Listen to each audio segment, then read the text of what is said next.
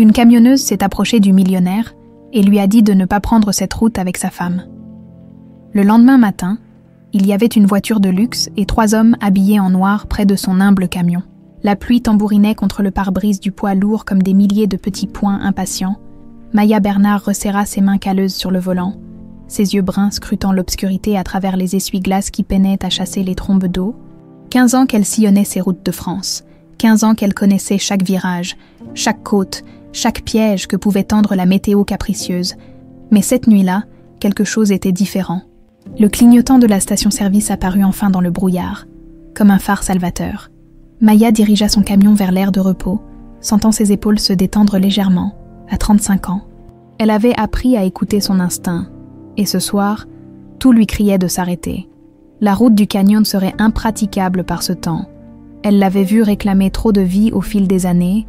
En descendant de sa cabine, elle remonta le col de sa veste en cuir élimé et se dirigea vers la boutique au néon vacillant. L'odeur familière du diesel se mélangeait à celle de la pluie sur l'asphalte chaud. Quelques voitures étaient garées près des pompes, leurs propriétaires pressés de reprendre la route malgré les éléments déchaînés. C'est alors qu'elle les vit. Un couple se disputait près d'une BMW noire rutilante, leurs voix portées par le vent. L'homme, la quarantaine élégante, gesticulait vers une carte routière détrempée, tandis que la femme, blonde et visiblement agacée, tapait du pied dans une flaque d'eau.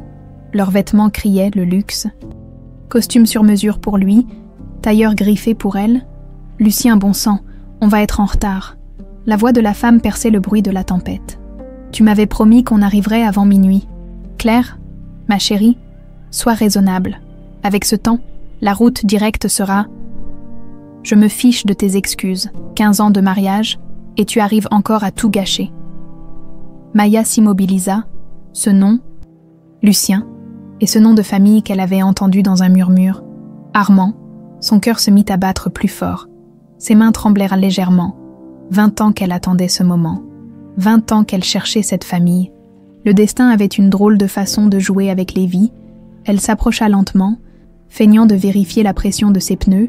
De plus près, elle pouvait mieux observer l'homme, des traits fins, des yeux fatigués mais bienveillants, des cheveux poivre et cils parfaitement coiffés malgré la pluie. Rien dans son attitude ne trahissait la méchanceté ou l'arrogance qu'elle avait imaginée pendant toutes ces années. « Excusez-moi, monsieur. » Sa voix était douce, mais ferme. « J'ai entendu que vous parliez de la route du canyon. » Lucien leva les yeux vers elle, surpris. Claire fronça les sourcils, manifestement irritée par cette interruption. « Vous connaissez le secteur ?» demanda-t-il poliment. « Comme ma poche.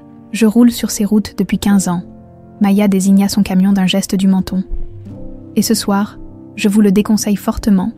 Il y a eu des glissements de terrain cet après-midi, et avec cette pluie, c'est du suicide. » Claire eut un rire méprisant. « Lucien, depuis quand on écoute les conseils de ce genre de personnes ?» Une douleur familière transperça le cœur de Maya. Ce mépris, cette condescendance, elle les connaissait par cœur. Combien de fois avait-elle dû l'endurer depuis qu'elle avait perdu sa vie d'avant ? Mais elle ne broncha pas. Elle avait appris à encaisser. « Madame, je ne cherche pas à vous retarder. Je dis juste que j'ai perdu. » Sa voix se brisa imperceptiblement. « J'ai perdu quelqu'un sur cette route. Mon mari, il y a 5 ans, le pont de Sainte-Marguerite, vous connaissez ?» Le silence s'installa. Même Claire sembla touchée par la sincérité brute de ses mots. Lucien, lui, la regardait avec une attention nouvelle, comme s'il voyait vraiment cette femme pour la première fois. « Mon Dieu !» murmura-t-il. « Je suis désolée. » Paul était prudent, continua Maya, les yeux perdus dans le vague. 20 ans de conduite sans un accroc. Mais cette nuit-là, il y avait eu des orages. Comme ce soir, le pont était glissant et, elle secoua la tête. Enfin, ce que je veux dire, c'est que connaître la route ne suffit pas toujours. Lucien plia sa carte, son expression devenue grave. Quelle route nous conseillez-vous alors ? La départementale 47, c'est plus long de 40 minutes. Mais c'est sûr, elle passe par les collines, loin des zones à risque. « Lucien, on va arriver au petit déjeuner », protesta Claire. « Ma chérie, » dit-il fermement, « je préfère arriver en retard qu'en corbillard. » Maya fut surprise par cette réponse. Dans ses fantasmes de vengeance, elle avait imaginé un homme cruel, cupide, indifférent à la souffrance d'autrui. Mais là, devant elle, se tenait quelqu'un qui semblait humain, presque déconcertant. « Merci », dit Lucien en lui tendant la main. « Je ne sais pas comment vous remercier. » Elle hésita un instant avant de serrer cette main, douce, soignée, mais avec une poigne ferme. « Pas de quoi. Je voudrais juste que personne d'autre ne vive ce que j'ai vécu. » Tandis que le couple regagnait leur voiture, Maya resta sous la pluie, le regard perdu. Elle venait de sauver la vie de l'homme qu'elle avait prévu de détruire. L'ironie était presque comique. 20 ans à planifier sa vengeance. Et voilà qu'elle jouait les bons samaritains. Mais peut-être était-ce mieux ainsi. Peut-être que le voir mourir sur une route détrempée aurait été trop facile, trop impersonnel. Elle voulait qu'il sache pourquoi. Elle voulait qu'il comprenne ce que sa famille avait fait à la sienne. En remontant dans sa cabine, elle aperçut dans son rétroviseur les feux arrière de la BMW qui s'éloignait vers la départementale 47, vers la sécurité qu'elle lui avait offerte. Demain, elle commencerait à chercher des informations sur Lucien Armand. Elle découvrirait ses habitudes, ses faiblesses, ses points sensibles. Mais pour l'instant, elle ne pouvait s'empêcher de penser à ses yeux fatigués et à la façon dont il avait dit « merci » avec une sincérité désarmante. Camille Duret, l'ancienne héritière déchue, aurait peut-être trouvé cela touchant. Mais Maya Bernard, la camionneuse endurcie, ne pouvait pas se permettre ce luxe. La vengeance attendrait peut-être un peu, mais elle viendrait. Elle le devait bien à son père, à Paul, à tous ceux qui avaient payé le prix de l'avidité des Armands. En redémarrant son moteur, elle ne savait pas encore que cette nuit pluvieuse venait de sceller leur destin à tous les deux. Le resort Les Pins Dorés se dressait majestueusement au bout d'une allée bordée de cyprès. Ses façades de pierre claire illuminées par des projecteurs discrets, Lucien gara la BMW dans le parking privé, soulagé d'être arrivé sain et sauf malgré le détour imposé par les conseils de cette mystérieuse camionneuse. Le trajet avait été silencieux, Claire boudant ostensiblement contre la vitre passager. « Enfin !» soupira-t-elle en claquant la portière. « 15 ans de mariage, Lucien, 15 ans qu'on devait venir ici pour notre anniversaire. Et tu trouves le moyen de tout gâcher avec tes excès de prudence. » Lucien récupéra leurs bagages dans le coffre, fatigue pesant sur ses épaules. Ces derniers mois, Claire était devenue de plus en plus irritable, de plus en plus distante. Il avait mis cela sur le compte du stress de l'entreprise, des responsabilités qui s'alourdissaient. Mais ce soir, quelque chose dans son attitude lui semblait différent. « Cette femme nous a peut-être sauvé la vie, Claire. Un peu de reconnaissance ne te ferait pas de mal. Cette femme... » Claire eut un rire cristallin mais froid. « Tu parles de cette camionneuse qui nous a fait perdre 1 heure. Lucien, parfois tu es d'une naïveté confondante. » L'accueil fut à la hauteur de la réputation du lieu. Champagne de bienvenue, personnel aux petits soins, suite présidentielle avec vue panoramique sur les montagnes.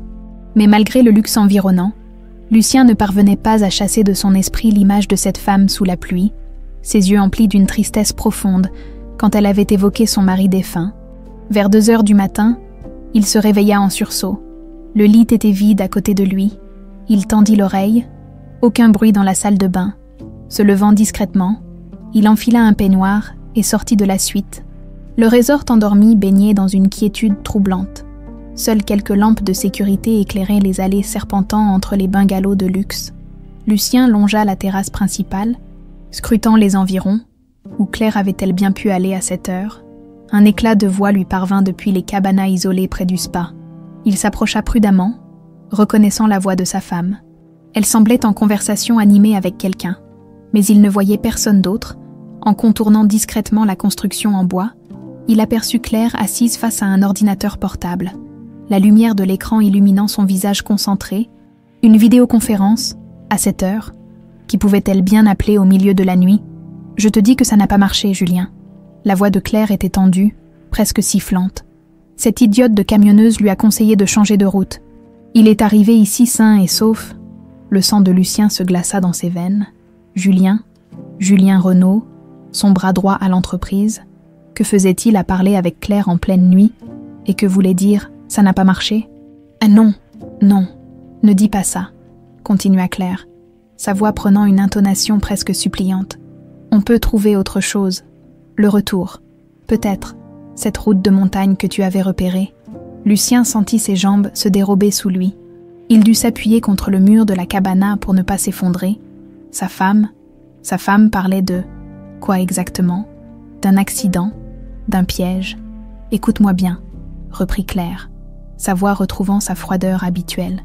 15 ans que j'endure ce mariage, 15 ans que je joue la parfaite épouse pendant que monsieur se prend pour un saint. Tu crois que j'ai envie de passer le reste de ma vie avec ce mollasson? Chaque mot était un coup de poignard. Lucien ferma les yeux, essayant de respirer, essayant de comprendre. 15 ans, un mensonge de 15 ans. La police ne soupçonnera rien, poursuivait-elle. Un accident de voiture sur une route de montagne dangereuse. Par mauvais temps, ça arrive tous les jours. Et avec l'assurance vie plus l'héritage de l'entreprise, on sera libre, mon chéri, libres et riches. La voix de Julien résonnait faiblement dans les haut-parleurs de l'ordinateur. Mais Lucien n'arrivait pas à distinguer ses paroles. Peu importait, il en avait assez entendu. Il faut juste être patient, conclut Claire. Une autre occasion se présentera. Ces routes de montagne sont traîtresses. Lucien recula silencieusement, ses pieds nus glissant sur les dalles humides. Il regagna la suite comme un automate, l'esprit engourdi par le choc. Une fois à l'intérieur, il se laissa tomber dans un fauteuil, les mains tremblantes. Sa femme voulait le tuer. Sa femme et Julien, son collaborateur de confiance depuis 5 ans, l'homme qu'il considérait presque comme un fils. Ils avaient planifié sa mort. Cette route du canyon, ce n'était pas un hasard si Claire avait tant insisté pour l'emprunter malgré le mauvais temps. Cette camionneuse, Maya, si ses souvenirs étaient bons, cette femme aux mains calleuses et au regard triste, lui avait sauvé la vie sans le savoir. Si elle n'était pas intervenue, à l'heure qu'il était, il serait peut-être mort au fond d'un ravin, et Claire jouerait déjà la veuve éplorée, 500 millions d'euros. C'était la valeur estimée de son patrimoine et de ses parts dans l'entreprise familiale. Une fortune qui justifiait apparemment qu'on planifie froidement l'assassinat de son mari. Quand Claire revint discrètement dans la suite 1 heure plus tard, Lucien faisait semblant de dormir. Elle se glissa dans le lit avec des gestes précautionneux, et il dut mobiliser toute sa volonté pour ne pas se lever et l'étrangler sur le champ. « Lucien, » murmura-t-elle, « tu dors. » Il grogna vaguement, imitant quelqu'un qu'on tire du sommeil. « Pardon de t'avoir réveillé. Mon chéri, j'avais des insomnies. Je suis allé prendre l'air. »« MMH, » marmonna-t-il.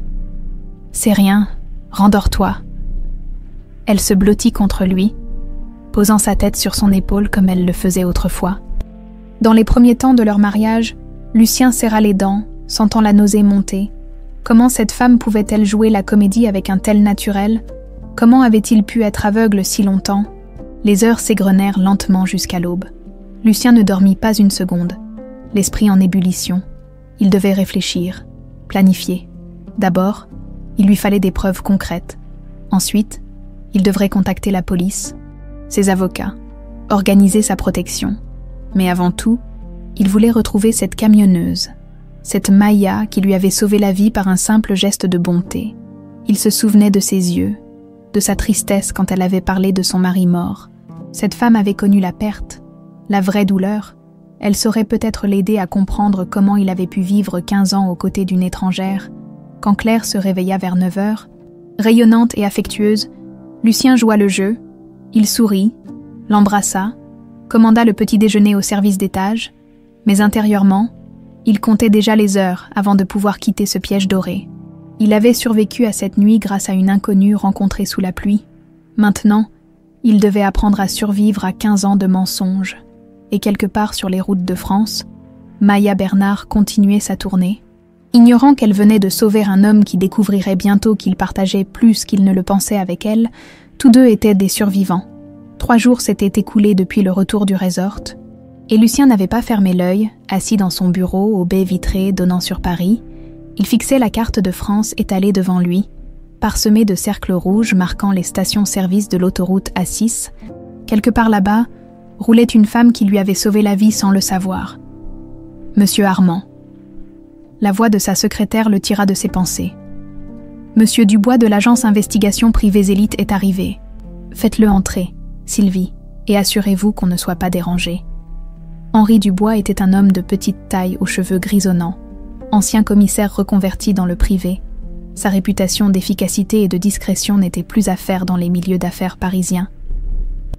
Monsieur Armand, dit-il en serrant la main de Lucien. Votre appel était plutôt mystérieux. De quoi s'agit-il exactement?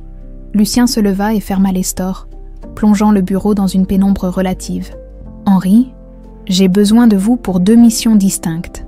La première est, délicate, je soupçonne ma femme de me tromper avec mon bras droit. Julien Renaud, il me faut des preuves. » Dubois sortit un carnet et commença à prendre des notes. « D'accord. Surveillance, photo, écoute si nécessaire. Et la deuxième mission, plus compliquée. Je cherche une femme, camionneuse, environ 35 ans, cheveux bruns, yeux marrons, elle s'appelle Maya. Maya Bernard, je crois. Elle conduit un poids lourd, probablement en indépendante. Vous avez rencontré cette dame quand, où? Il y a 3 jours. Station-service sur la 6, près de Mâcon, vers 22h. Lucien marqua une pause. Cette femme m'a sauvé la vie, Henri. Je veux la retrouver pour la remercier. Dubois leva un sourcil mais n'insista pas. L'argent de Lucien parlait plus fort que sa curiosité. Les camionneurs indépendants sont une communauté assez fermée, mais pas impossible à infiltrer. Donnez-moi 1 semaine. Pendant que Dubois entamait ses recherches, Lucien retourna chez lui en banlieue parisienne. Dans cette villa cossue de Neuilly qu'il partageait avec Claire depuis 10 ans, l'atmosphère était tendue, électrique. Claire semblait nerveuse, sursautant au moindre bruit, et leur conversation se limitait aux banalités quotidiennes. Le 4e soir, elle annonça qu'elle sortait dîner avec ses amis du club de tennis. Lucien acquiesça avec un sourire forcé, sachant pertinemment qu'elle mentait. Dès qu'elle fut partie, il fouilla discrètement son bureau. Ses affaires, cherchant n'importe quel indice qui pourrait confirmer ses soupçons, dans le tiroir secret de sa coiffeuse, celui qu'elle croyait bien caché, il trouva un téléphone portable qu'il ne connaissait pas, un modèle simple, probablement acheté cash pour éviter toute traçabilité. Il n'osa pas l'allumer, de peur qu'elle s'aperçoive de sa découverte. Le lendemain matin, Henri Dubois l'appela. « J'ai des nouvelles concernant votre camionneuse. » Ils se retrouvèrent dans un café discret du 16e arrondissement. Dubois sortit un dossier fin de sa mallette. Maya Bernard, née le 15 mars 1990 à... Il fronça les sourcils. C'est étrange. Son état civil commence seulement en 2009. Avant cette date, aucune trace administrative de cette personne. Comment est-ce possible? Changement d'identité, nouvelle vie, ça arrive plus souvent qu'on ne le croit. Quelqu'un qui fuit un passé douloureux, des dettes, une famille toxique. Bref, depuis 2009, Maya Bernard vit officiellement, camionneuse indépendante, domiciliée dans un camping-car qu'elle gare sur un terrain privé près de Mâcon, veuve depuis 2020. Son mari, Paul Bernard, est mort dans un accident de voiture sur la route de Sainte-Marguerite. Le cœur de Lucien se serra. Cette femme avait vraiment perdu son mari sur cette route maudite. Sa douleur était authentique. Où puis-je la trouver? Elle livre régulièrement pour la coopérative agricole de Bourgogne. Selon mes sources, elle devrait passer à leur entrepôt de Chalon-sur-Saône demain vers 14h. Cette nuit-là, Lucien ne dormit pas. Il prépara sa voiture, vérifia l'itinéraire vers Chalon-sur-Saône, répéta mentalement ce qu'il allait dire à cette femme. Comment remercie-t-on quelqu'un qui vous a sauvé la vie? Comment explique-t-on qu'un conseil donné sous la pluie a permis d'éviter un assassinat? Le lendemain, il partit tôt, prétextant des rendez-vous d'affaires en province. Le trajet lui parut interminable.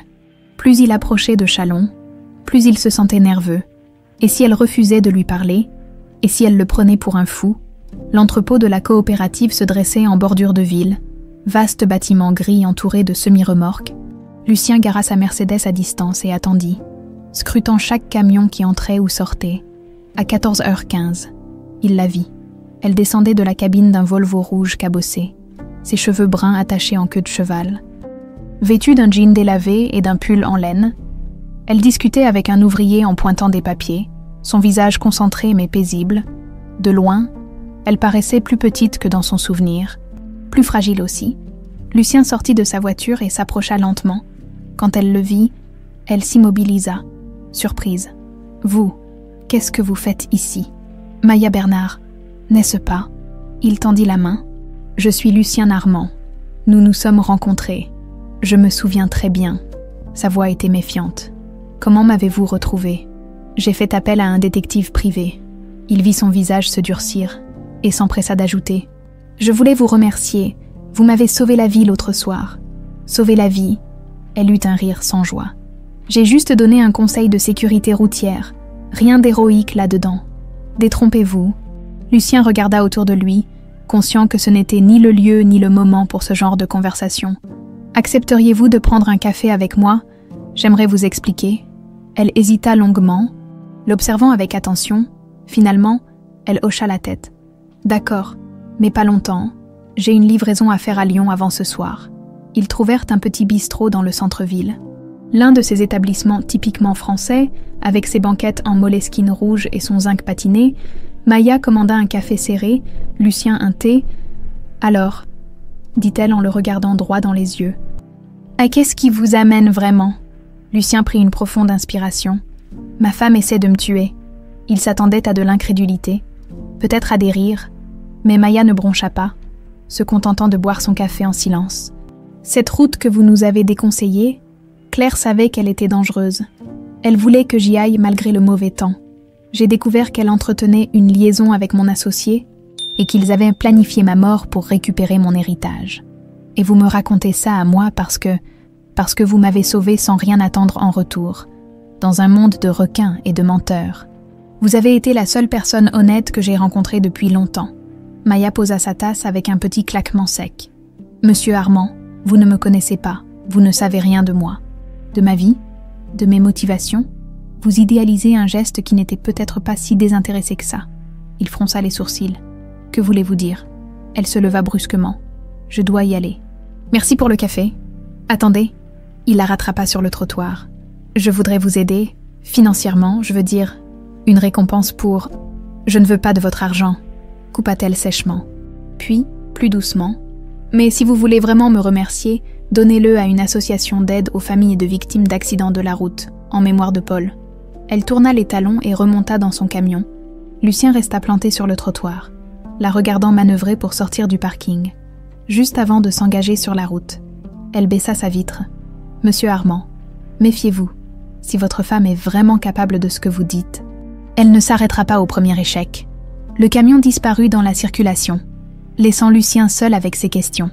Cette femme cachait quelque chose. C'était évident. Mais quoi?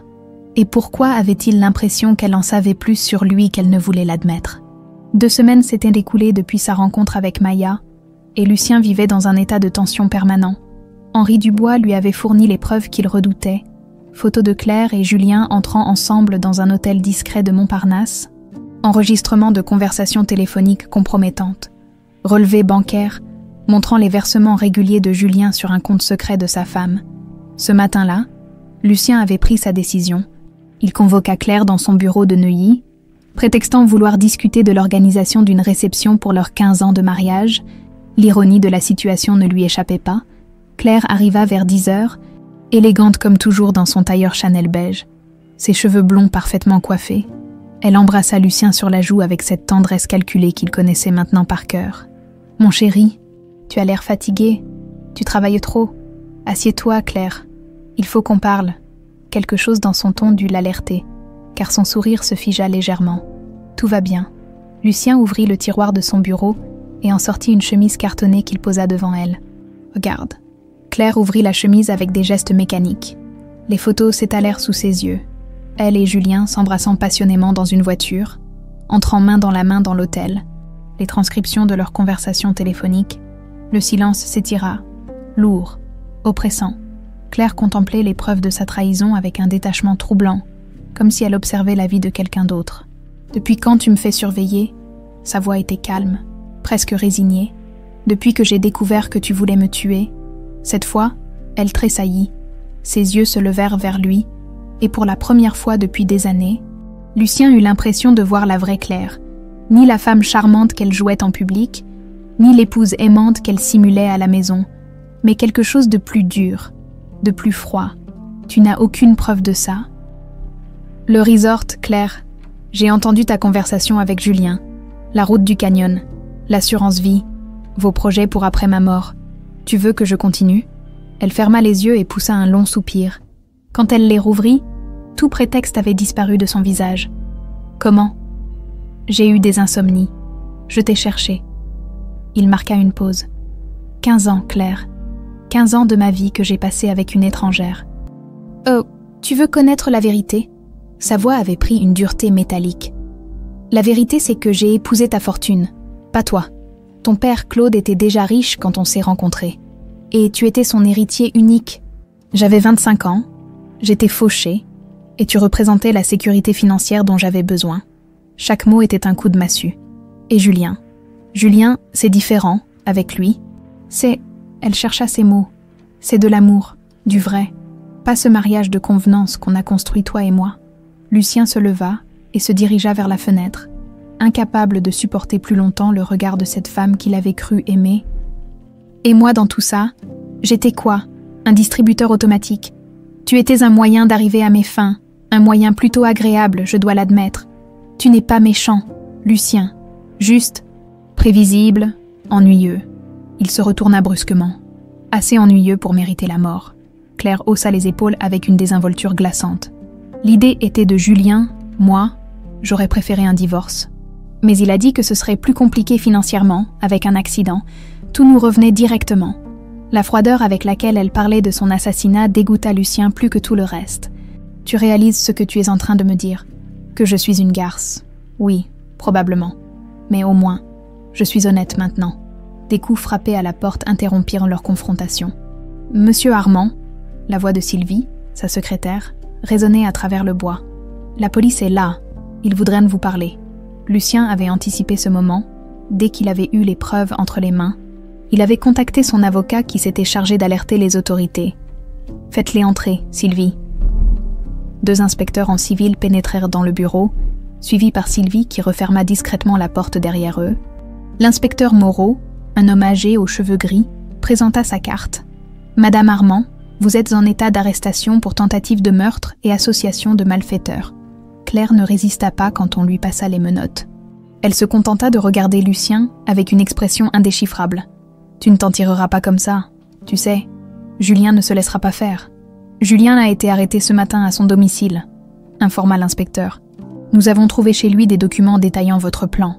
Pour la première fois, Claire sembla véritablement surprise. Impossible. Julien est trop intelligent pour laisser des preuves. L'inspecteur eut un sourire ironique. Apparemment, il tenait une sorte de journal de vos opérations. Très méticuleux, votre complice. Tandis qu'on emmenait Claire, Lucien s'effondra dans son fauteuil. L'adrénaline des dernières semaines retombait d'un coup, le laissant épuisé, vidé. 15 ans de sa vie venaient de s'écrouler en quelques minutes, plus tard dans l'après-midi. Seul dans la grande maison silencieuse de Neuilly, il contemplait les photos de leur mariage accrochées au mur, tous ces sourires, tous ces moments qu'il avait crus sincères. Tout était faux. Il décrocha son téléphone et composa le numéro d'Henri Dubois. « Henri, c'est fait, Claire et Julien sont en prison, mais j'ai besoin d'autre chose. Cette camionneuse, Maya Bernard, il faut que vous creusiez plus profond, sa vraie identité, son passé avant 2009. Elle cache quelque chose d'important. D'accord, patron, ça va prendre du temps, mais on finira par trouver. » Après avoir raccroché, Lucien monta dans son bureau personnel à l'étage. Sur les murs s'alignaient les portraits de famille. Son père Claude, sa mère décédée trop tôt, lui-même enfant, et soudain, un détail le frappa. Sur une photo de 1995, on le voyait adolescent aux côtés de son père lors de l'inauguration d'un nouveau complexe immobilier. Derrière eux, on apercevait une famille en habit du dimanche. Un homme distingué, une femme élégante et une petite fille aux cheveux bruns et aux grands yeux sombres. Le cœur de Lucien s'emballa. Ses yeux, il les avait vus récemment, dans un bistrot de Chalon-sur-Saône. Il décrocha la photo du mur et l'examina de plus près, au dos, l'écriture de son père. Inauguration résidence Les Chênes Dorés, avec la famille Duret, nos partenaires. Duret. Ce nom lui disait quelque chose. Il fouilla dans les archives familiales rangées dans le secrétaire de son père. Au bout d'1 heure, il trouva un dossier complet sur l'affaire Duret. Datant de 2004, il lui fallut toute la soirée pour reconstituer l'histoire. Claude Armand et son associé Alain Renaud avaient acquis frauduleusement plusieurs propriétés agricoles, dont la ferme familiale des Duret. André Duret, ruiné du jour au lendemain, s'était suicidé en 2005. Sa femme était morte de chagrin 2 ans plus tard. Leur fille Camille, alors âgée de 17 ans, avait mystérieusement disparu après les obsèques. Camille Duret, née le 15 mars 1990, le même jour que Maya Bernard, Lucien se laissa tomber dans le fauteuil de son père, les documents éparpillés autour de lui, La femme qui lui avait sauvé la vie était la fille de l'homme que son père avait détruit. Elle n'était pas intervenue par bonté d'âme cette nuit-là. Elle le connaissait. Elle l'avait reconnu. Mais alors, pourquoi l'avoir sauvé? Pourquoi ne pas avoir laissé Claire accomplir son forfait? Quelle était la vraie raison de son geste? Et surtout, Alain Renaud, le nom de l'associé de son père, Renaud, comme Julien, une terrible certitude s'insinua dans son esprit. Cette conspiration ne datait pas de quelques mois, elle remontait à des années, peut-être même à des décennies. Et au centre de tout cela, deux familles détruites par la cupidité de son père, les Duré et les Renaud. Le téléphone sonna, le tirant de ses sombres réflexions. Henri Dubois. Patron, j'ai du nouveau sur votre camionneuse, et vous n'allez pas aimer ce que j'ai trouvé. 20 ans plus tôt, domaine des Duret, Bourgogne.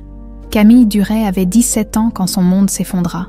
Ce matin d'octobre 2005, elle galopait sur Tempête, sa jument préférée, à travers les vignes dorées qui s'étendaient à perte de vue. Le domaine familial comptait 300 hectares de terre fertile. Transmis de génération en génération depuis 1823, son père André lui avait promis qu'un jour, tout cela lui appartiendrait. « Camille, rentre vite. » La voix de sa mère Marie résonnait depuis la terrasse de la maison de maître. L'urgence de son ton glaça le sang de la jeune fille. Elle trouva ses parents dans le salon, entourés de papiers éparpillés sur la table basse. André Duret, habituellement si fier et droit, était affaissé dans son fauteuil. Le visage entre les mains, Marie tenait une lettre d'un cabinet d'avocats, ses mains tremblant violemment. « Papa, qu'est-ce qui se passe ?» André leva vers elle des yeux rougis par les larmes. « Ma petite fille, on a tout perdu, tout. » Les documents étalés racontaient une histoire sordide de manipulation juridique. Claude Armand et son associé Alain Renaud avaient monté un stratagème complexe. Faux contrats, signatures falsifiées, corruption d'huissiers. En quelques mois, ils s'étaient approprié légalement le domaine des Duré et celui de 4 autres familles de la région. « Mais c'est impossible », protesta Camille. « Ces terres sont à nous depuis des générations. Les tribunaux en ont décidé autrement, » murmura André. « Nous avons 8 jours pour quitter les lieux. » Cette nuit-là, Camille entendit ses parents se disputer violemment dans leur chambre. Son père parlait de résistance, d'appel à la presse, de dénonciation publique. Sa mère le suppliait de laisser tomber, de penser à leur sécurité. Au petit matin, André Duret se rendit aux écuries. Il caressa une dernière fois Tempête, puis s'enferma dans son bureau. Camille le retrouva 3 heures plus tard. Une lettre d'adieu posée sur la table et une balle dans la tête. Présent, air d'autoroute.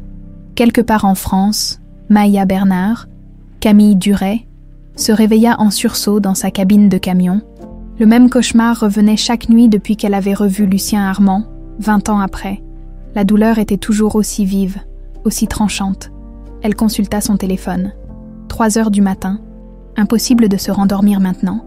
Elle descendit de la cabine et s'installa sur le marchepied, contemplant les étoiles à travers le ciel dégagé. Après la mort de son père, tout s'était enchaîné très vite. Sa mère Marie n'avait pas survécu longtemps au choc. Cancer foudroyant, disèrent les médecins.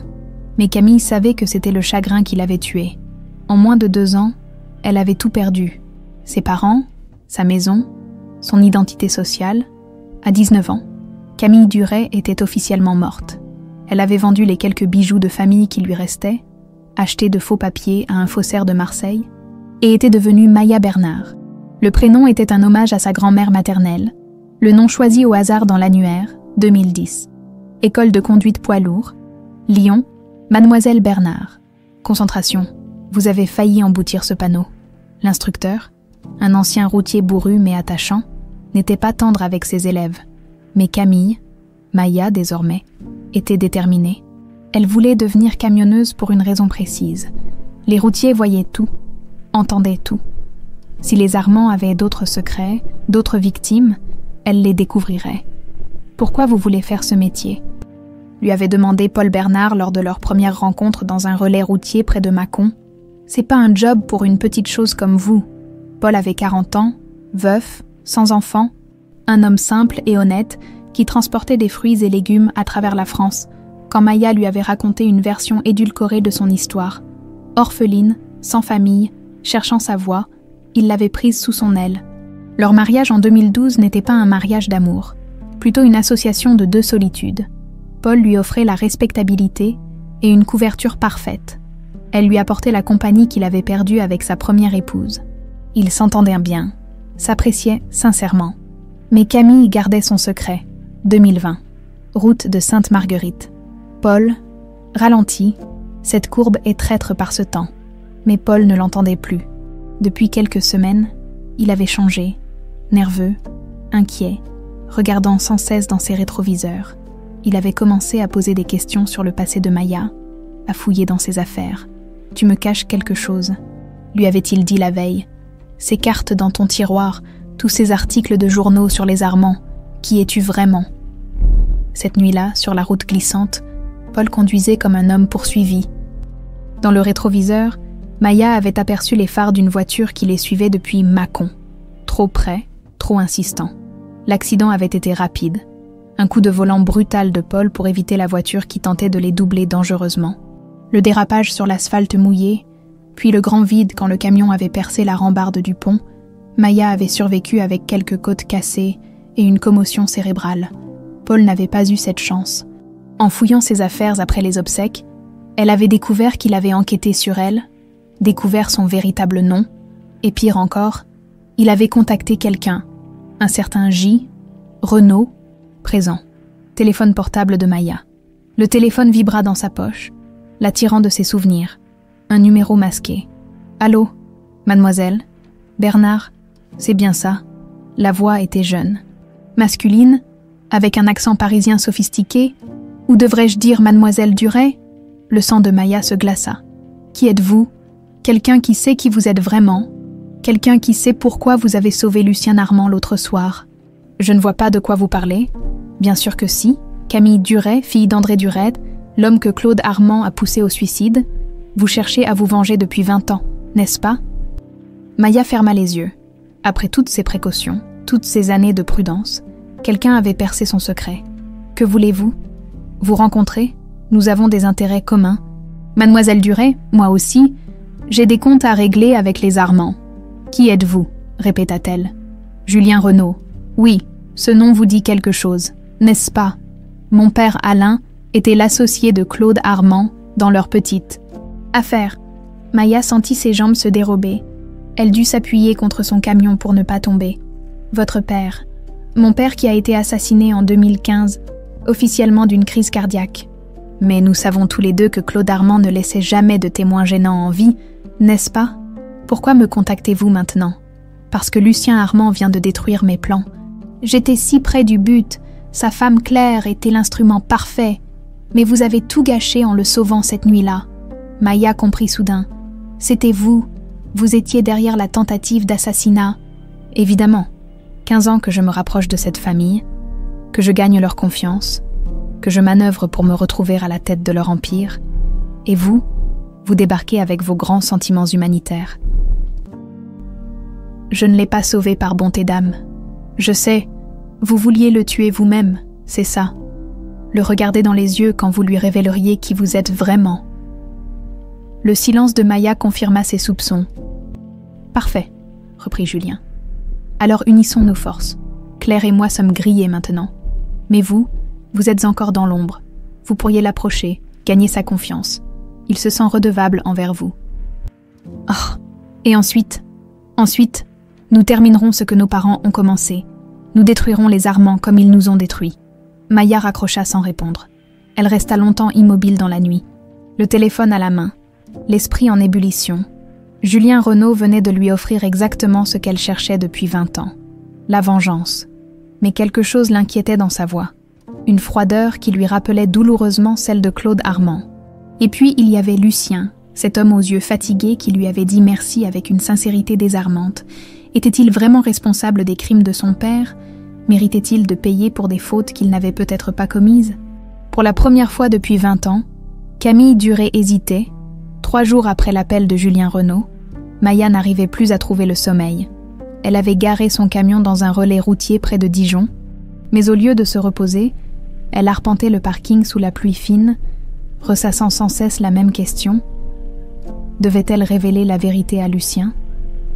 Chaque fois qu'elle fermait les yeux, Elle revoyait le visage de son père le jour où il avait découvert la supercherie. Cette expression de désespoir absolu, cette résignation face à l'injustice, André Duret était un homme bon qui n'avait jamais fait de mal à personne. Sa seule erreur avait été de faire confiance aux mauvaises personnes. Son téléphone vibra, un SMS de Lucien. « J'aimerais vous revoir. Pouvons-nous nous retrouver? J'ai des choses importantes à vous dire. » Maya fixa l'écran longuement. Elle avait 2 choix. Continuer à fuir ou affronter enfin la vérité. Après 20 ans de mensonges, peut-être était-il temps de tout mettre sur la table. Elle lui répondit « Demain, 15h, café de la gare à Chalon-sur-Saône. » Le lendemain, café de la gare. Chalon-sur-Saône. Lucien était déjà là quand elle arriva. Assis dans un coin sombre du café, l'air épuisé. Il avait vieilli en quelques semaines, ses traits tirés trahissant les nuits d'insomnie et le stress des derniers événements. « Merci d'être venu, » dit-il en se levant pour l'accueillir. « Je n'étais pas sûr que vous accepteriez. Que vouliez-vous me dire ?» Ils commandèrent leur boisson en silence, chacun jaugeant l'autre. Finalement, Lucien sortit une chemise cartonnée de sa mallette. « Je sais qui vous êtes, Camille. » Le prénom la frappa comme une gifle. Personne ne l'avait appelée ainsi depuis 20 ans. Elle sentit ses mains trembler légèrement, mais garda le visage impassible. « Je ne vois pas de quoi vous parlez. » Camille Duret, née le 15 mars 1990, fille d'André et Marie Duret, propriétaire du domaine viticole des Chênes Dorés, orpheline depuis 2007, disparue de la circulation peu après les obsèques de sa mère. Il ouvrit la chemise et en sortit une photo jaunie, celle de l'inauguration de 1995, où on la voyait enfant aux côtés de ses parents. « J'ai retrouvé ça dans les archives de mon père. Vous aviez 15 ans sur cette photo. Vous en avez 35 aujourd'hui. Les mêmes yeux, la même expression. » Maya ferma les yeux. 20 ans de précaution venèrent de s'écrouler. « Comment avez-vous fait le rapprochement ? Votre date de naissance, Maya Bernard et Camille Duret sont nés le même jour. Ça ne pouvait pas être une coïncidence. » Il sortit d'autres documents. Les actes de propriété falsifiés, les témoignages des victimes, le rapport de police sur le suicide d'André Duret. « Je n'étais au courant de rien, Camille. J'avais 15 ans quand c'est arrivé. Mon père ne m'a jamais parlé de ces affaires. Vos 15 ans contre mes 15 ans, murmura-t-elle. Sauf que moi, j'ai tout perdu. Je sais, et je suis désolée, plus que vous ne pouvez l'imaginer. » Maya le regarda dans les yeux, cherchant la moindre trace de mensonge, la moindre faille, mais elle ne vit que de la sincérité et une profonde tristesse. « Pourquoi m'avoir sauvée cette nuit-là » demanda-t-il. « Vous auriez pu laisser Claire accomplir son plan. Ça aurait été votre vengeance parfaite. » J'y ai pensé pendant quelques secondes. Je me suis dit que ce serait de la justice poétique, mais... Elle marqua une pause. « Mon père était un homme bon. Il m'a appris que la vengeance ne ramène jamais les morts. Et puis, je vous ai regardé, et j'ai vu... Quoi ? Quelqu'un de bien, pas le monstre que j'avais imaginé pendant 20 ans. » Lucien tendit la main vers elle, mais elle se recula instinctivement. « Camille, puis-je vous appeler Camille ? Personne ne m'a appelée comme ça depuis la mort de mes parents. Je voudrais réparer ce que mon père a fait.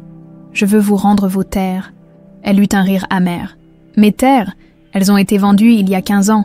Il y a un centre commercial dessus maintenant. Alors l'équivalent, l'argent, des propriétés, n'importe quoi qui pourrait...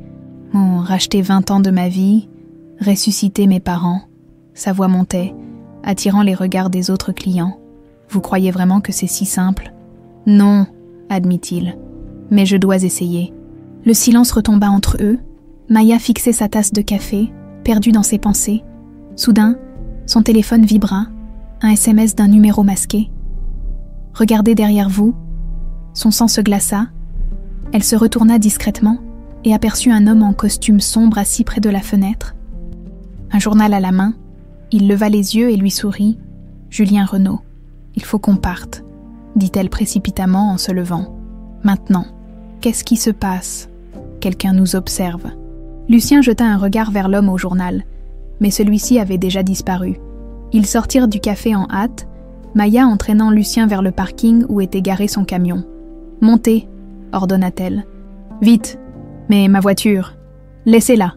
Ils grimpèrent dans la cabine du poids lourd. Maya démarra en trombe, faisant crisser les pneus sur le gravier. Dans le rétroviseur, elle vit une BMW noire sortir du parking et les prendre en chasse. « Qui nous suit ?» demanda Lucien, cramponné à son siège. « Julien Renaud, le fils d'Alain Renaud, l'ancien associé de votre père. Julien, mais qu'est-ce qu'il fait là? Il est en prison.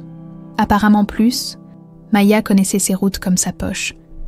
Elle prit une série de virages serrés, utilisant la masse de son camion pour bloquer la voie à leurs poursuivants.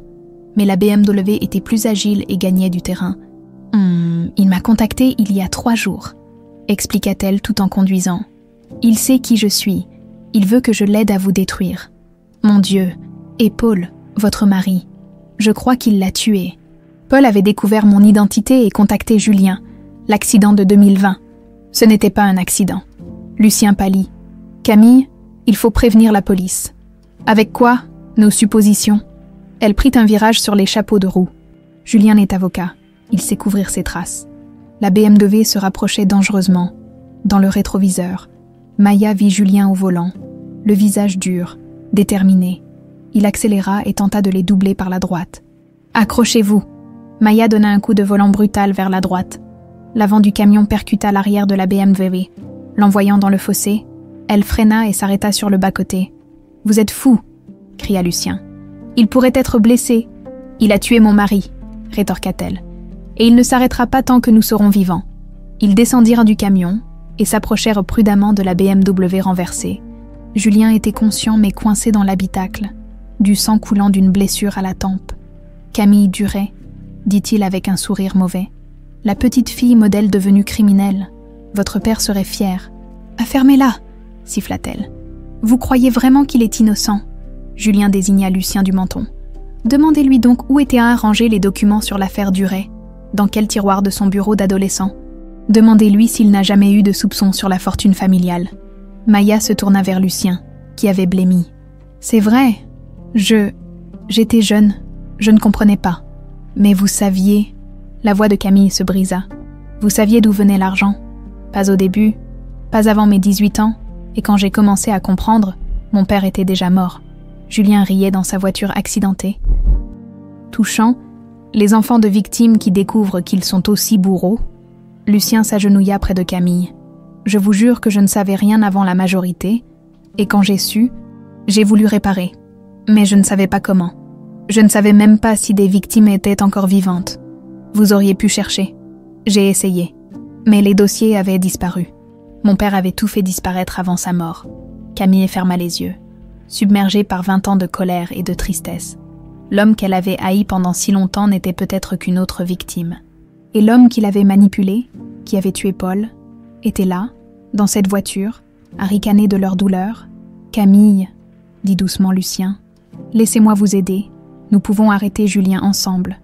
Nous pouvons faire justice pour nos familles, pour Paul, pour votre père. » Elle ouvrit les yeux et le regarda. Pour la première fois depuis 20 ans, elle ne se sentait plus seule. « D'accord, » murmura-t-elle. « Mais cette fois, on fait les choses bien. » Commissariat de police de Chalon-sur-Saône. 2 heures plus tard, l'inspecteur Moreau observait Julien Renaud à travers la glace sans teint de la salle d'interrogatoire. Le jeune avocat, un pansement sur la tempe, affichait un calme troublant malgré sa situation. Il avait refusé l'assistance d'un médecin et réclamé son propre avocat. « Il ne dira rien », murmura Lucien. Debout à côté de l'inspecteur, « Il est trop intelligent pour ça. »« On va voir », répondit Moreau. « Votre témoignage et celui de mademoiselle Duret, c'est ça, sont concordants. Tentative d'homicide.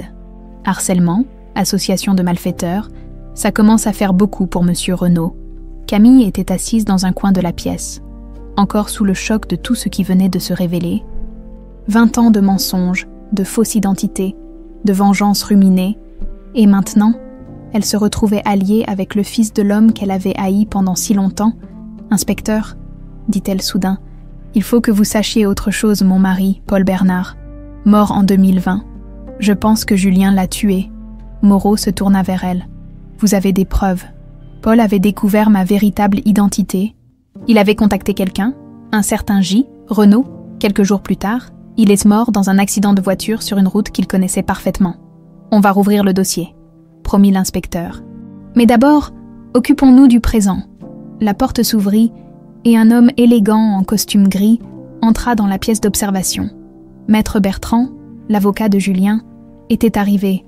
Mes clients peuvent partir, demanda une voix derrière eux.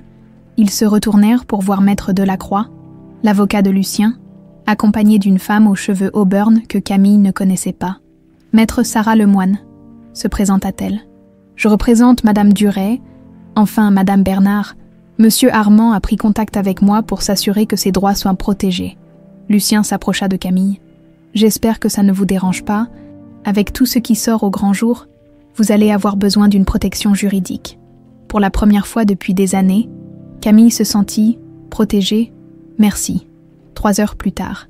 Bureau de Maître Lemoine, centre-ville de Châlons.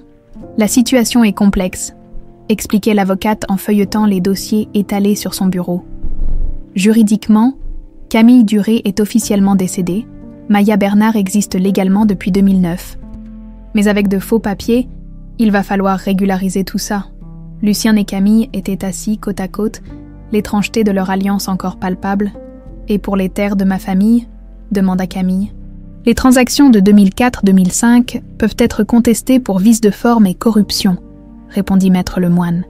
Mais il faudra du temps, des années peut-être.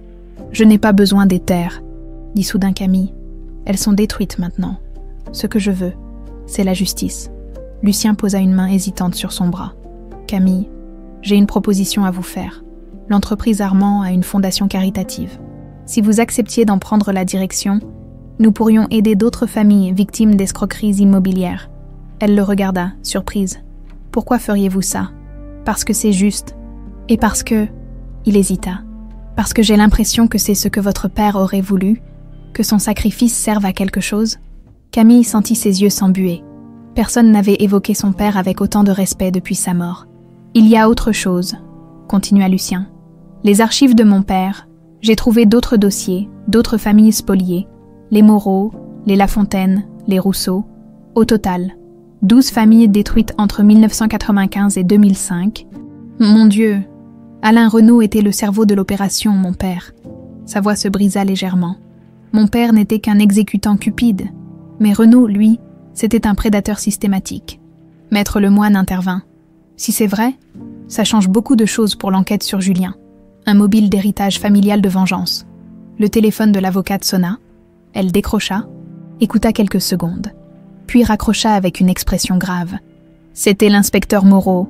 Julien Renaud vient d'être libéré sous caution. Le sang de Camille se glaça. Comment est-ce possible? Son avocat a obtenu une remise en liberté conditionnelle, pas de casier judiciaire, profession respectable, domicile fixe. Le juge a estimé qu'il ne présentait pas de danger immédiat. Lucien se leva brusquement. Il faut qu'on parte d'ici, maintenant. 2 heures plus tard. Appartement sécurisé. Paris-Lucien avait loué un appartement sous un faux nom dans le 15e arrondissement. Un 3 pièces anonyme, où il pourrait se cacher le temps que la police mette la main sur Julien. Vous pensez qu'il va essayer de nous retrouver? Demanda Camille, assise sur le canapé du salon. J'en suis certain, vous l'avez humilié cet après-midi, et moi, je représente tout ce qu'il déteste. Lucien préparait du thé dans la kitchenette, geste simple, domestique, qui contrastait étrangement avec la situation dramatique qu'il vivait. « Racontez-moi votre père », dit-il soudain. « Le vrai André Duret, pas celui des dossiers de police. » Camille sourit tristement. « Il était généreux, trop généreux, disait maman. Il embauchait tous les saisonniers du coin, même ceux que les autres vignerons refusaient. Anciens détenus, immigrés sans papier. Papa disait que tout le monde méritait une seconde chance. Il vous emmenait aux vignes. Tous les dimanches, il m'apprenait à reconnaître les cépages, à sentir quand les raisins étaient mûrs. Sa voix se fit plus douce. Il disait que la terre ne ment jamais, que si on la respecte, elle nous le rend au centuple. Lucien revint avec 2 tasses fumantes. Et vous, qu'est-ce que vous vouliez faire avant tout ça? Reprendre le domaine, moderniser les techniques de vinification. Papa était un peu vieux jeu sur certains points. Elle but une gorgée de thé. J'avais 17 ans. Je pensais que j'avais toute la vie devant moi. Vous l'avez encore. Non. Camille Duret est morte avec ses parents. Maya Bernard. C'est une survivante, pas une vivante. Le silence s'installa entre eux, dehors. Paris s'illuminait dans la nuit, indifférent à leur drame. « Lucien, » dit soudain Camille, « pourquoi Claire a-t-elle accepté de vous tuer, juste pour l'argent ?» Il soupira. Je me pose la même question depuis des semaines. Nous n'étions pas malheureux au début, pas passionnément amoureux, mais complices. Puis Julien est arrivé dans l'entreprise, il y a 5 ans. Tout a changé progressivement. Il l'a manipulé. Probablement, Julien est charismatique, brillant. Il sait exactement quoi dire pour obtenir ce qu'il veut. Camille réfléchit. Vous pensez qu'il connaissait l'identité de Claire quand il l'a séduite? Que voulez-vous dire? Et si ce n'était pas une coïncidence? Si Julien avait délibérément ciblé votre femme pour se rapprocher de vous? Lucien fronça les sourcils. Pour se venger de mon père. Exactement. Pensez-y. Il s'introduit dans votre entreprise, séduit votre femme, la convainc de vous tuer, il récupère tout, l'entreprise, la fortune et sa vengeance. Mon Dieu, si c'est vrai, ça veut dire qu'il planifiait tout ça depuis des années. Le téléphone portable de Lucien vibra, un SMS d'un numéro inconnu. Jolie théorie, Camille. Vous commencez à comprendre, mais vous arrivez trop tard. Ils se regardèrent. Terrifiés. Il nous écoute, murmura Camille. Il sait où nous sommes. Lucien éteignit immédiatement son téléphone et fit signe à Camille d'en faire autant. Il faut partir, chuchota-t-il. Maintenant, ils rassemblèrent rapidement leurs affaires, au moment où ils allaient de sortir. La lumière s'éteignit dans tout l'appartement. Dans le noir complet, la voix de Julien résonna depuis le couloir. « Bonsoir, mes chers amis, il est temps qu'on ait une vraie conversation. » Dans l'obscurité totale de l'appartement, Lucien attrapa la main de Camille et la guida silencieusement vers la fenêtre du salon. Il connaissait les lieux par cœur depuis leur arrivée quelques heures plus tôt. L'escalier de secours était à 3 mètres sur la droite. « Je sais que vous êtes là », résonnait la voix de Julien depuis le couloir d'entrée. « Inutile de vous cacher. Les sorties sont surveillées. » Lucien ouvrit délicatement la fenêtre, priant pour qu'elle ne grince pas. Le métal froid de l'escalier de secours lui brûla les paumes quand il s'y agrippa pour aider Camille à passer. « 6 étages, murmura-t-il à son oreille. On descend sans bruit. Derrière eux, ils entendaient Julien fouiller l'appartement, renversant des meubles, ouvrant des placards. Il parlait tout seul, comme un prédateur savourant sa chasse. « Vous savez, Camille, j'ai beaucoup pensé à vous ces dernières années, la fille Duré qui avait disparu. Mon père parlait parfois de votre famille. Il disait que votre père était têtu, qu'il avait refusé plusieurs offres de rachat. Alain trouvait ça pittoresque. Les marches métalliques vibrent sous leurs pieds, tandis qu'ils descendaient aussi vite que possible. Camille serrait les dents pour ne pas claquer à cause du froid et du stress. Au 4e étage, Lucien s'immobilisa soudain. Une silhouette se découpait dans la cour de l'immeuble, près de la sortie. Un homme en costume sombre qui surveillait les alentours. Ils étaient pris au piège. « Par là ?» souffla Camille en désignant une fenêtre entr'ouverte de l'appartement du 4e. « On peut passer par l'intérieur. » Ils se glissèrent dans l'appartement désert. Les propriétaires semblaient absents, probablement partis en vacances. Lucien chercha à tâtons un téléphone fixe et composa le 17. « Police. Ici Lucien Armand. Nous sommes séquestrés au 47 rue de Vaugirard. 4e étage. L'homme qui nous menace s'appelle Julien Renaud. Il est armé et dangereux. » Il raccrocha et se tourna vers Camille. « Ils arrivent. Il faut tenir 15 minutes. » Mais Julien les avait entendus. Sa voix résonna depuis l'escalier de secours. Touchant. « Vous croyez vraiment que la police va vous sauver? J'ai des amis bien placés, vous savez. » Des coups violents ébranlèrent la porte d'entrée de l'appartement. Lucien poussa Camille vers la chambre et barricada rapidement la porte avec une commode. « Il y a une autre sortie. Là. » Camille désigna une porte-fenêtre donnant sur un petit balcon. « On peut passer sur le toit de l'immeuble d'à côté. » Le balcon était étroit, vertigineux, 6 étages plus bas. Les voitures ressemblaient à des jouets. Camille enjamba la rambarde la première, son expérience de camionneuse l'ayant habituée aux hauteurs et aux situations périlleuses. « Faites-moi confiance, » dit-elle en tendant la main à Lucien. « Je connais ce genre d'acrobatie. » Derrière eux, la barricade céda avec fracas. Julien fit irruption dans la chambre au moment où Lucien basculait par-dessus la rambarde. « Coureur !» cria Julien en se précipitant vers le balcon. « Vous ne m'échapperez pas. » Ils sautèrent sur le toit de l'immeuble voisin, roulant pour amortir leur chute. Camille se releva la première, scrutant les environs. Le toit était hérissé de cheminées et de conduites de ventilation qui leur offraient une couverture relative. « On se dirige vers l'autre côté, » dit-elle. « Il y a sûrement un accès à la cage d'escalier. » Ils progressaient en rampant quand le premier coup de feu résonna. La balle siffla près de leur tête, arrachant des morceaux de tuiles. « Il est armé !» cria Lucien. « J'avais remarqué !» Julien avait rejoint le toit et les poursuivait, son pistolet à la main, dans la lumière des réverbères. Son visage exprimait une rage froide. « Calculatrice, vous ne comprenez pas !»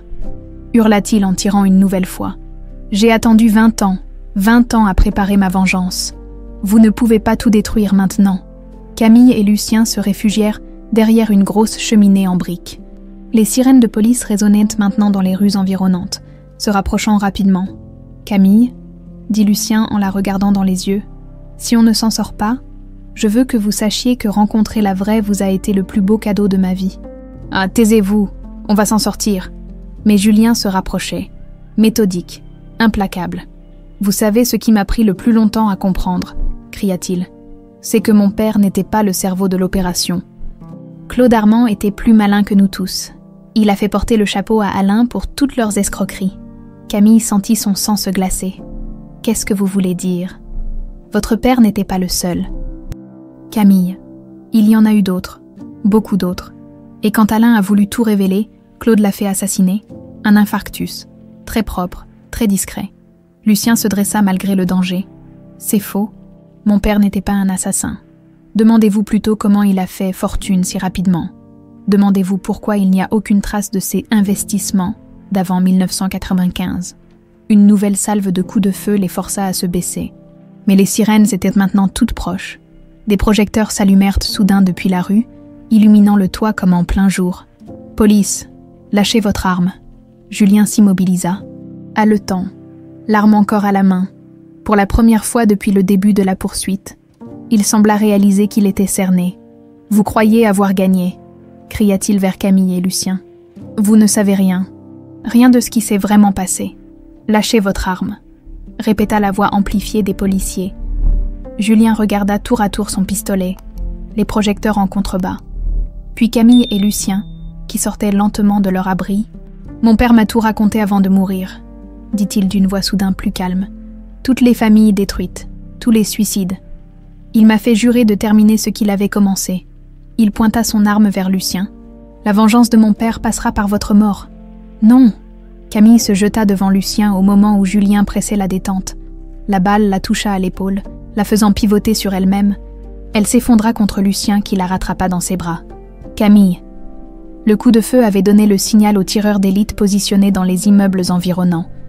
Julien s'écroula, touché en pleine poitrine, son pistolet glissant sur les tuiles. « On a une blessée !» cria Lucien vers les policiers. « Il faut une ambulance. » Camille perdait beaucoup de sang, mais elle était consciente. « Ça va, ce n'est que l'épaule. Ne parlez pas, économisez vos forces. » Lucien, sa voix était faible. « Julien, il a dit quelque chose d'important. Votre père.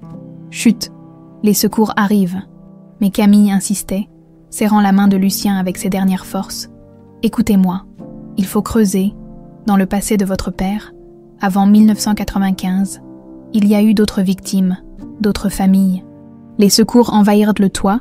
Camille fut rapidement stabilisée et évacuée vers l'hôpital. Julien, grièvement blessé mais vivant, fut également transporté sous escorte policière, seul sur le toit dans le chaos des gyrophares et des radios. Lucien contemplait les quelques gouttes de sang de Camille sur les tuiles. Cette femme venait de risquer sa vie pour lui. La fille de l'homme que son père avait détruit venait de prendre une balle pour le sauver. Pour la première fois de sa vie, il se demanda vraiment qui était Claude Armand, et il n'était pas sûr de vouloir connaître la réponse. Mais il la devait à Camille. Il la devait à toutes les victimes de son père. Il était temps de connaître enfin la vérité, même si elle devait le détruire. En descendant du toit, escorté par les policiers, une seule pensée occupait son esprit. Dès que Camille serait hors de danger, ils mèneraient ensemble cette enquête jusqu'au bout, quoi qu'il en coûte. Hôpital Saint-Joseph, Paris. 3 jours plus tard, Camille se réveilla dans une chambre baignée de lumière douce. Son épaule gauche était immobilisée dans un épais bandage et une perfusion coulait dans son bras droit. Lucien dormait dans le fauteuil à côté de son lit, épuisé par 3 nuits de veille. « Lucien » murmura-t-elle. Il ouvrit immédiatement les yeux, comme s'il n'attendait que ça. « Camille, comment vous sentez-vous ? Comme si j'avais reçu une balle dans l'épaule, » répondit-elle avec un sourire faible. « Julien, en vie, En réanimation, 3 étages plus bas, sous surveillance policière, il se pencha vers elle. « Pourquoi avez-vous fait ça? Pourquoi vous êtes-vous jeté devant moi? » « Parce que... » Elle chercha ses mots. « Parce que quelqu'un devait briser le cycle, la vengeance, la haine. Ça ne ramènera jamais nos parents. » Lucien lui prit délicatement la main. « J'ai passé ces 3 jours à réfléchir, à fouiller dans le passé de mon père, Camille. Je crois que Julien avait raison. Il y a eu d'autres victimes, beaucoup d'autres. Vous avez trouvé des preuves. L'inspecteur Moreau m'a autorisé à consulter les archives familiales saisies chez Julien. » Il sortit une chemise de son sac. « Regardez ça. » Les documents étalés devant Camille racontaient une histoire glaçante. Entre 1990 et 2005, Claude Armand et Alain Renaud avaient orchestré la spoliation systématique de 17 familles dans toute la France. Fermes, vignobles, entreprises familiales, tout y était passé. Mon Dieu, 17 familles détruites. Et ce n'est pas tout. Lucien tourna la page. 6 suicides confirmés, 3 morts suspectes, classés en accident et regardez ça. Il désigna un document particulier, l'acte de décès d'Alain Renaud, daté de 2015 en marge. Quelqu'un avait écrit à la main « Neutralisé. CR. CR », murmura Camille. Claude Renard, le nom d'emprunt que mon père utilisait parfois. La voix de Lucien se brisa. « Camille, je crois que mon père a vraiment fait assassiner Alain Renaud. » Camille ferma les yeux, accablée. Alors Julien avait raison sur toute la ligne. Sur les crimes de mon père, oui, mais pas sur la méthode. Lucien se leva et se dirigea vers la fenêtre. On ne répare pas l'injustice par plus d'injustice. Vous me l'avez appris. Un coup frappé à la porte interrompit leur conversation. L'inspecteur Moreau entra, accompagné d'une femme que Camille ne connaissait pas. « Madame Duret, comment allez-vous » demanda Moreau. « Mieux, merci. Je vous présente le juge d'instruction Marie Dubois. Elle s'occupe du dossier Renaud. » Le juge était une femme d'une 50aine d'années, aux cheveux gris et au regard perçant. Elle s'assit au chevet de Camille avec une gravité professionnelle. « Madame Duret, nous avons besoin de votre témoignage complet. Mais avant cela, il faut que vous sachiez, Julien Renaud a parlé. » Camille et Lucien échangèrent un regard inquiet. « Il a tout avoué, » continua le juge. « L'assassinat de votre mari Paul, la manipulation de Claire Armand, la tentative de meurtre sur Monsieur Armand, mais il a aussi révélé quelque chose d'énorme. » Elle ouvrit un dossier et en sortit une confession manuscrite de plusieurs pages. Julien affirme que Claude Armand lui a confié sur son lit de mort l'existence d'un testament secret, un document où il léguerait tous ses biens mal acquis aux familles spoliées. Par remords, Lucien pâlit. « C'est impossible. J'ai hérité de tout. Il n'y avait pas de testament secret. Selon Julien, ce testament serait caché dans le coffre-fort personnel de votre père, celui de son bureau privé de Neuilly, un coffre dont seul Claude connaissait la combinaison. Je n'ai jamais réussi à l'ouvrir, admit Lucien.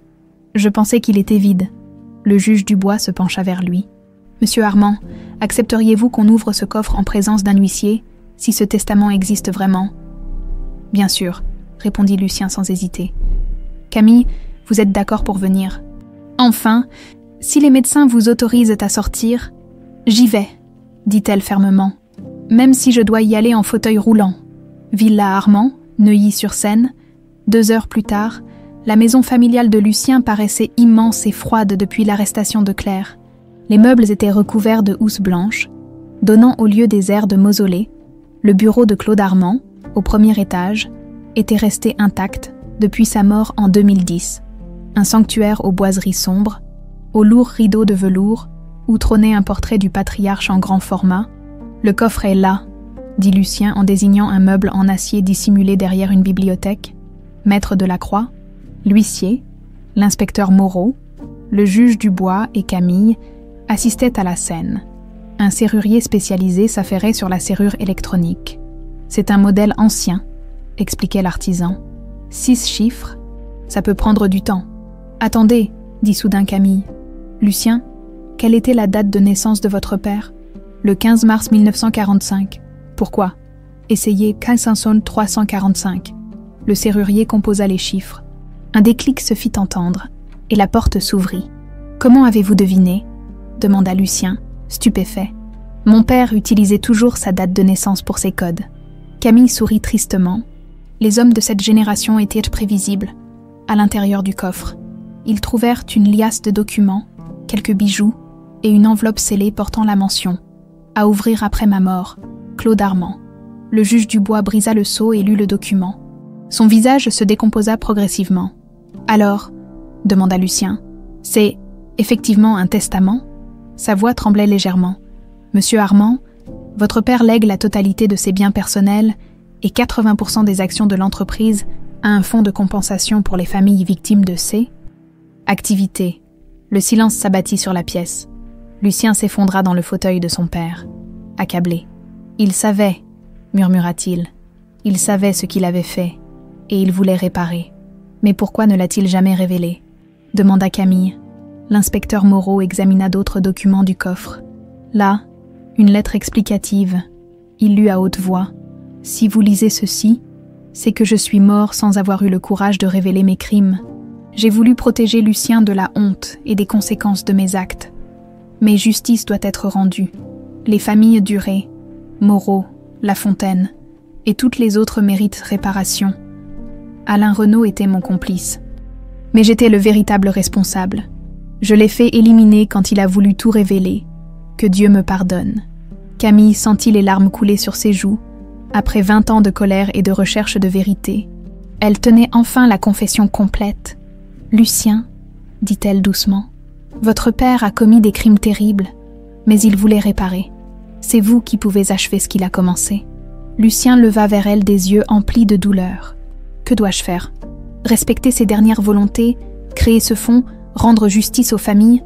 Elle marqua une pause. « Et recommencer à zéro, tous les deux. » Le juge Dubois referma le dossier. Il va falloir du temps pour tout démêler, les procédures, les identifications des victimes, la redistribution des biens, mais la justice sera rendue. 3 heures plus tard, ils se retrouvèrent seuls dans le grand salon. Camille, épuisée, était allongée sur le canapé, sa blessure la faisant encore souffrir. « Camille, » dit Lucien en s'agenouillant près d'elle, « je sais que tout ça ne ramènera pas votre famille, mais accepteriez-vous de m'aider, pour le fond, pour réparer tout ce mal ?» Elle posa sa main valide sur sa joue. « Oui, mais plus comme des ennemis contraints à s'allier, comme quoi ?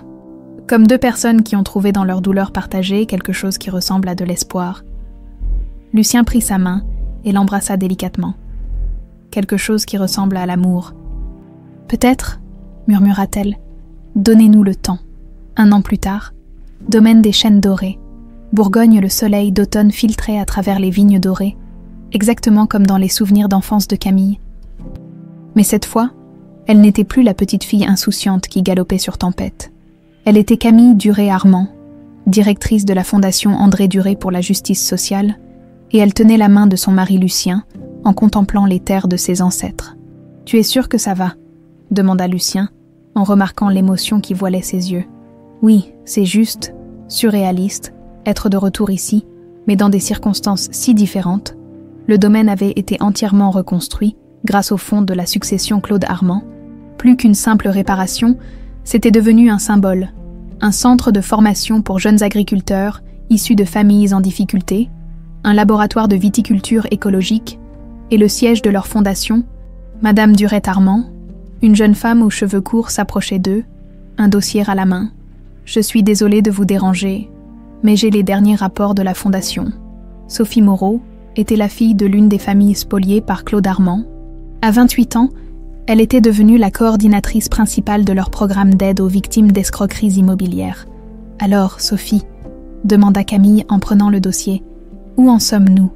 Non, 17 familles officiellement reconnues comme victimes, 15 ont accepté les compensations financières, les 2 dernières préfèrent une aide pour reconstruire leur projet professionnel. Et les procédures judiciaires ?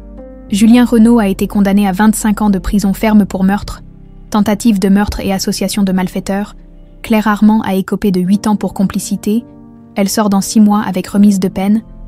Camille acquiesça. La justice avait suivi son cours. Lentement mais sûrement, Julien purgerait sa peine dans une prison de haute sécurité.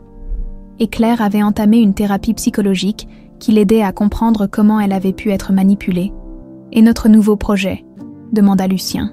Sophie sourit. « La maison d'accueil pour orphelins de victimes d'escroqueries financières ouvre le mois prochain. 15 places.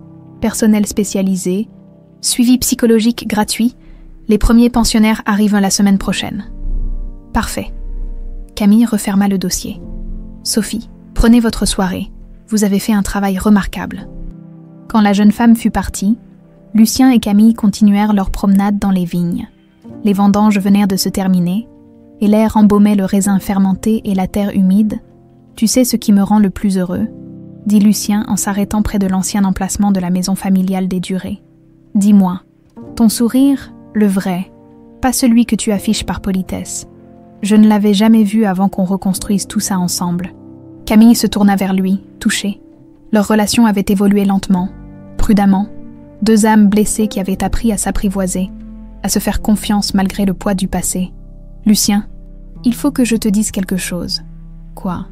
Le jour où j'ai décidé de te sauver sur cette route, ce n'était pas juste de la bonté d'âme. Au début, je voulais vraiment te laisser mourir. Pendant quelques secondes terribles, j'ai imaginé ta voiture s'écrasant dans le ravin, et j'étais soulagée. » Lucien la regarda sans jugement, attendant qu'elle continue. « Mais ensuite, j'ai vu ton visage, tes yeux fatigués, ta gentillesse avec Claire malgré ses remarques méprisantes. Et j'ai réalisé que tu n'étais pas ton père, que la vengeance ne me rendrait jamais mes parents.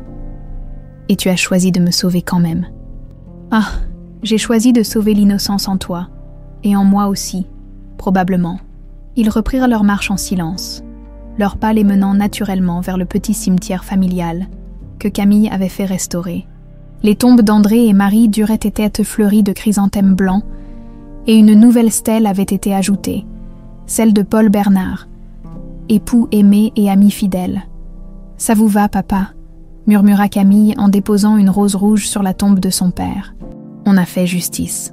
Pas comme vous l'auriez voulu peut-être, mais justement... » Lucien s'agenouilla à côté d'elle. « Monsieur Duret, je sais que je n'ai pas le droit de vous demander pardon au nom de mon père, mais j'espère que ce qu'on fait maintenant, j'espère que ça compte pour quelque chose. » Un vent léger agita les feuilles des arbres, comme une réponse apaisée, en redescendant vers la route.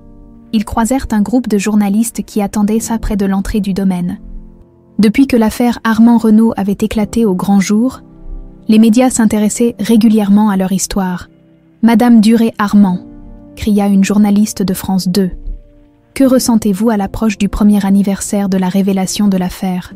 Camille hésita, puis s'approcha des micros. « Je ressens de la gratitude. Gratitude envers tous ceux qui nous ont aidés à rétablir la vérité. Et de l'espoir pour toutes les familles qui retrouveront peut-être un jour justice grâce à notre travail. Monsieur Armand, regrettez-vous d'avoir renoncé à votre héritage ?» Lucien sourit. « Je n'ai renoncé à rien. J'ai récupéré quelque chose de bien plus précieux, ma tranquillité d'esprit et l'amour d'une femme extraordinaire. » Un dernier mot pour nos téléspectateurs. Camille prit la main de Lucien. « Parfois, les plus grandes tragédies peuvent mener au plus beau recommencement. Il ne faut jamais perdre espoir dans la justice et la rédemption. » Le soir même, terrasse du domaine, ils avaient organisé un dîner simple avec l'équipe de la fondation et quelques amis. Sophie Moreau était là, ainsi que Maître Lemoine, Henri Dubois, qui était devenu un ami proche, et même l'inspecteur Moreau avec sa femme. « Un toast », déclara Henri en levant son verre de champagne, à Camille et Lucien, qui ont prouvé que l'amour peut naître même des plus sombres histoires. « Et à tous ceux qui ont cru en la justice », ajouta Sophie, alors que la soirée se prolongeait sous les étoiles. Camille et Lucien s'éclipsèrent discrètement pour se retrouver seuls sur la terrasse donnant sur les vignes. « Lucien, » dit-elle en contemplant le paysage qui avait bercé son enfance. « Je pense souvent à cette camionneuse que j'étais il y a un an, Maya Bernard, cette femme en colère qui roulait sur les routes en cherchant sa vengeance. »« Elle te manque ?»« Non, pas du tout. » Camille sourit. « Elle était nécessaire pour survivre, mais elle n'était pas vraiment moi. Camille Duret, la vraie, était juste endormie. Tu l'as réveillée. » Et Lucien Armand, l'héritier inconscient qui vivait sur l'argent du crime. Lui, il a appris à regarder la vérité en face et à construire quelque chose de beau avec les ruines du passé. Lucien l'a pris dans ses bras, attentif à ne pas presser trop fort sur son épaule encore sensible. « Tu sais ce que j'aimerais. Dis-moi qu'on ait des enfants, qu'on leur apprenne l'histoire de nos familles, le bon comme le mauvais, et qu'on leur montre qu'il est toujours possible de réparer les erreurs du passé. Camille sentit son cœur s'emballer. Des enfants qui grandiront ici, sur ces terres.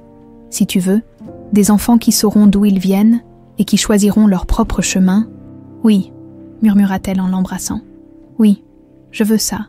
Au loin, les lumières de leur fondation brillaient dans la nuit, symbole tangible de leur combat pour la justice. Demain, ils continueraient leur travail, aider d'autres victimes, former de nouveaux agriculteurs, construire un monde un peu plus juste. Mais ce soir, sous les étoiles de Bourgogne, 2 âmes meurtries avaient enfin trouvé la paix. L'amour était né des cendres de la tragédie, et l'espoir renaissait sur les terres où tout avait commencé.